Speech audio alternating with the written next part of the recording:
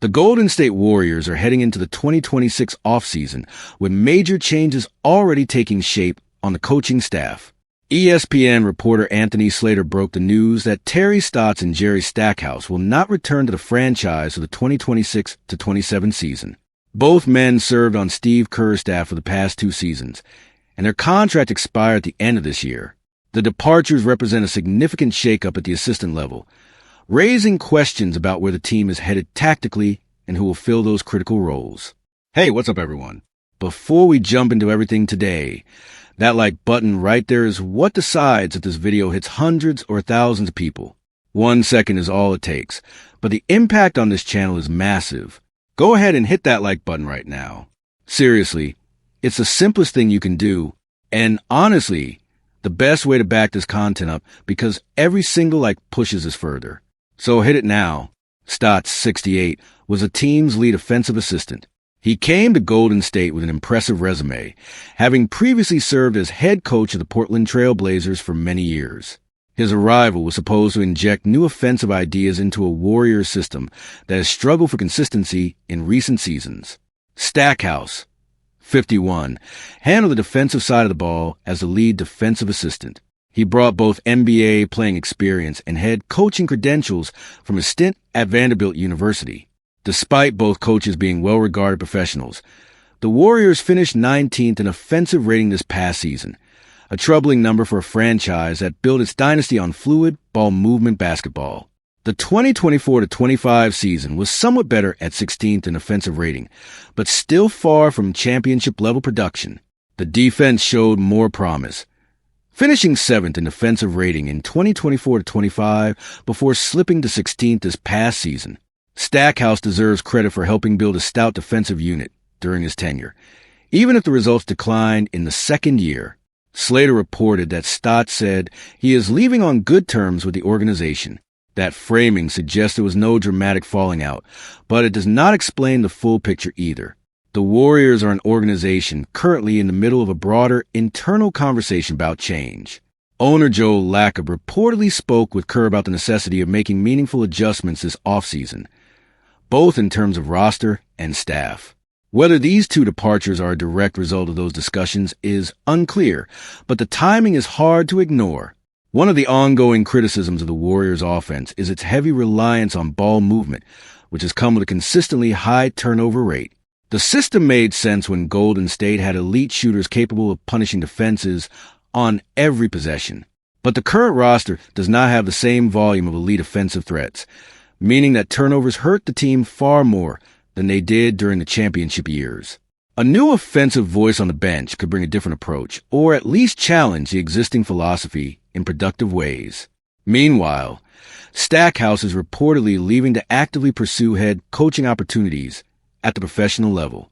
He was reportedly interested in the University of North Carolina head coaching vacancy, but was not among the candidates interviewed before Mike Malone was hired for that position.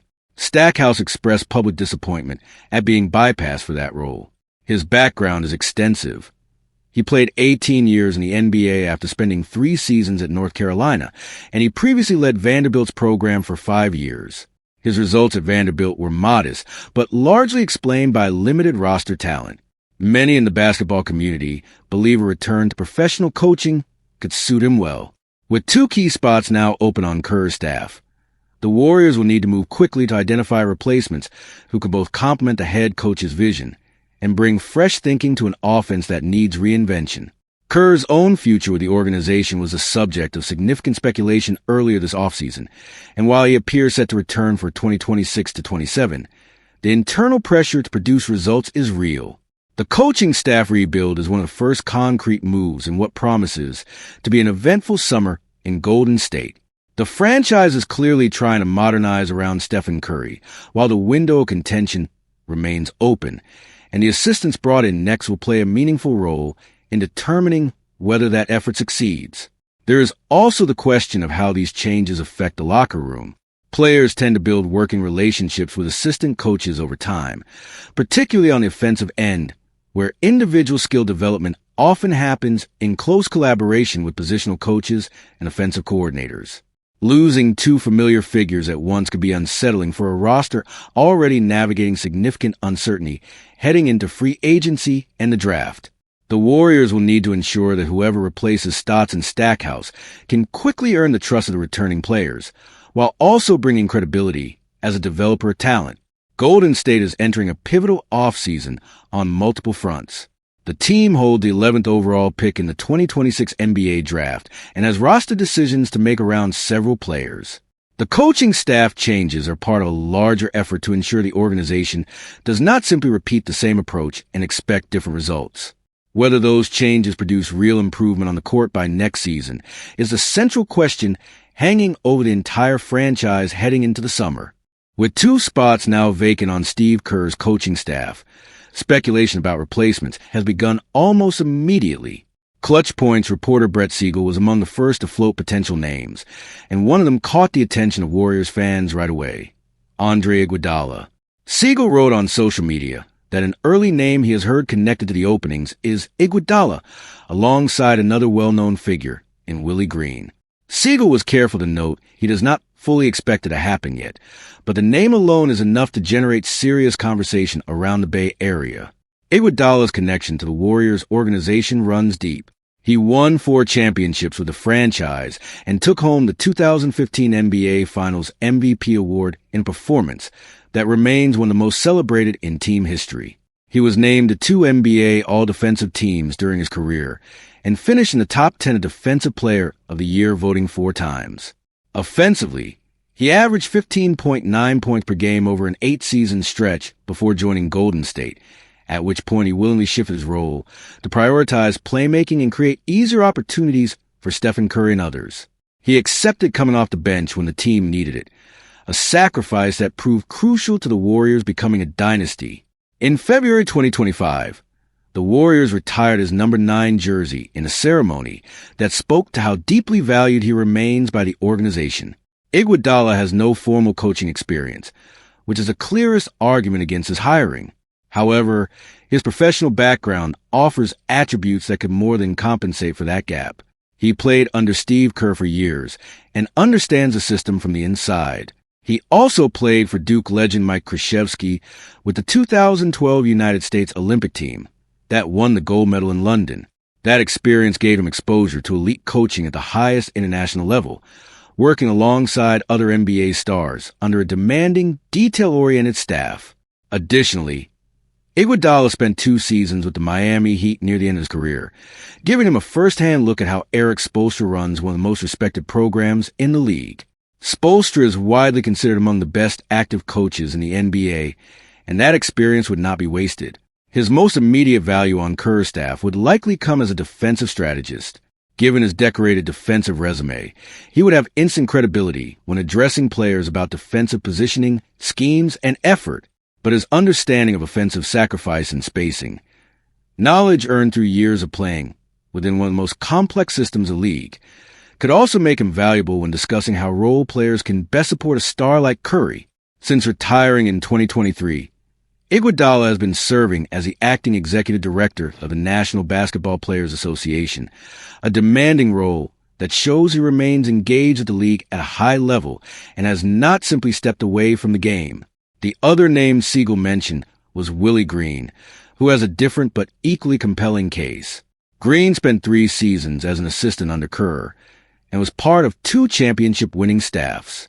He then joined the Phoenix Suns organization before being named head coach of the New Orleans Pelicans in 2021.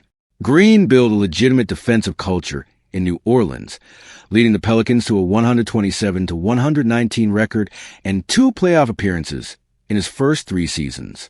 The Pelicans ranked 6th in defensive rating in consecutive seasons under his watch, a mark that reflected real organizational discipline on that end of the floor. His tenure unraveled due to a brutal wave of injuries that gutted the roster, and he was dismissed after a 2-10 start to this past season. Green's familiarity with Kerr's system, combined with his recent head coaching experience, makes him a natural fit for a senior assistant role. He knows how the Warriors operate, what is expected of players, and how to communicate Kerr's vision. His defensive credentials from New Orleans would also give him credibility alongside players who need a strong defensive voice on the staff. Between Iguodala and Green, Golden State has two compelling options that connect the franchise's past success with its current identity. It is worth noting that hiring former players as assistants has become increasingly common around the league, and the results have been mixed. Some ex-stars bring a charisma and credibility that resonates powerfully with current players, while others struggle with the transition from peer to authority figure. Iguodala's personality, intelligence, and reputation for leadership suggest he would navigate that dynamic well. His work with the MVP has also required him to think about the game from broader strategic and organizational perspectives, skills that translate more directly to a front office or coaching context than most people realize. For Green, the return to Golden State would be a full-circle moment. He grew up professionally under Kerr and then built a head coaching career of his own. Returning as a senior assistant would represent an opportunity to contribute to a new chapter of a franchise he genuinely knows. The Warriors are expected to move quickly on these decisions as the offseason progresses. The Golden State Warriors are heading into the 2026 NBA draft holding the 11th overall pick, and history offers a reason for cautious optimism. The last two times a franchise selected in the lottery, the results were underwhelming. The 2020 number 2 overall pick James Wiseman never developed into the impact center the team needed, and the 2021 number 7 overall pick Jonathan Kuminga, while showing flashes of ability, has been more a rotation piece than a reliable starter. With those disappointments fresh in memory, a look back at 15 years of number 11 picks reveals a more encouraging pattern. Of the 15 players taken with the 11th pick between 2011 and 2025, 8 have reached the level of quality starter or better, a success rate of 53.3%. That is a meaningful benchmark when evaluated against picks deeper in the first round. Even more encouraging is the makeup of that group, which includes 2 legitimate superstars and at least 1 3-time All-Star. The most prominent name on the list is Shai Gilgeous-Alexander, selected 11th overall by the Los Angeles Clippers in the 2018 draft. SGA is now considered one of the best players in the entire league, having won both the Most Valuable Player award and Finals MVP in the 2024-25 season. His career win share total already stands at 75.6, a staggering number for a player still in his prime. The fact that a player of his caliber slipped to 11th is a reminder that draft evaluations at the top of the first round are far from an exact science. What made SGA fall was a combination of factors, including questions about his slight frame, but his elite mid-range scoring and exceptional ability to draw fouls proved to be rare and translatable skills at the NBA level. The other superstar produced by the 11th pick in the last 15 years is someone Warriors fans know extremely well. Klay Thompson was taken 11th in the 2011 draft and went on to become a 5-time All-Star, a 4-time NBA champion, and one of the greatest shooters in league history. His career win shares total 57.6, which is extraordinary for a player taken outside the top 10. Thompson fell partly because evaluators underestimated how elite his shooting ability would become in an NBA system built around creating and attacking open space. His positional size and one singular skill, three-point shooting, ultimately made him a franchise cornerstone. Just below the superstar tier, Domantas Sabonis was taken 11th in 2016 and has become a 3-time All-Star known for his elite paint scoring, rebounding, and surprisingly advanced playmaking. In the quality starter tier, Miles Turner, 2015, Cam Johnson, 2019, and Devin Vassell, 2020, have each established themselves as legitimate contributors on winning teams. Turner is one of the best shot blockers in the league, Johnson a versatile scoring forward, and Vassell an ascending two-way guard. More recently, Matas Buzelis of the 2024 class started 77 games in his rookie season and averaged 16.3 points, while Cedric Coward from the 2025 class started 47 games and finished 5th in Rookie of the Year voting, both showing early promise. The list does include cautionary tales. James Bouknight, taken 11th in 2021, played just 2.5 seasons before being waived and dropping to the G League. Michael Carter-Williams won Rookie of the Year in 2013 with impressive counting stats, but never solved his efficiency and turnover problems. Jett Howard and Ousmane Dieng, both taken in the early to mid-2020s, remain works in progress. Still, outright busts at number 11 are the exception rather than the rule. For the Warriors, the pick arrives at a moment when general manager Mike Dunleavy Jr. is under pressure to add meaningful talent. Dunleavy's track record at the top of the draft is limited but positive. His only first-round selection to date was Brandon Podziemski at number 19 in 2023, and Podziemski has carved out a genuine role on the team. The 2026 draft class is considered one of the deeper in recent years, which raises the odds that a player taken 11th could contribute meaningfully at the NBA level. The Warriors are approaching this pick knowing that the historical odds favor them, and the draft environment give them further reason to be confident that the right selection can accelerate the franchise's rebuild around Stephen Curry in the years ahead.